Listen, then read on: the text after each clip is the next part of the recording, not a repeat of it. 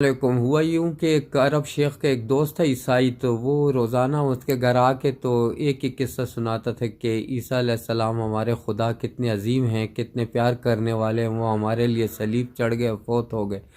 تو یہ عرب شیخ بڑا تنگ آیا ہوا، تو اس نے آخر کار اپنے نوکر کو کہا کہ یار کل کو اگر یہ آئے تو میرے کان میں ویسے ہی ایک سرگوشی کرنا، آگے میں سنبھال لوں گا۔ اس نے کہا ٹھیک ہے سر۔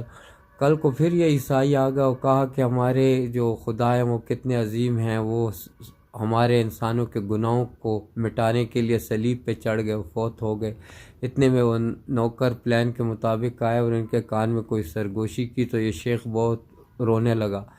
تو عیسائی نے کہا کیا ہوا، خیریت؟ اس نے کہا خیریت کہاں ہے، حضرت جبرائیل علیہ السلام نعوذ باللہ فوت ہو گئے اور بس رو رہا تھا۔ تو عیسائی نے کہا کہ یار تم کس طرح کی عجیب باتیں کر رہے ہو، بے وقوفوں کی طرح، فرشتے بھی کبھی مرتے ہیں؟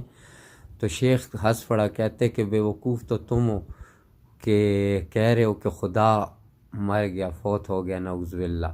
عیسیٰ علیہ السلام ایک انسان تھے اور وہ فوت نہیں ہوئے بلکہ اوپر اٹھا لیے گئے۔ اللہ رب العزت ہی رب ہے، خدا ہے سچا، وہ زندہ تھا، ہے اور ہمیشہ زندہ رہے گا۔ جزاک اللہ۔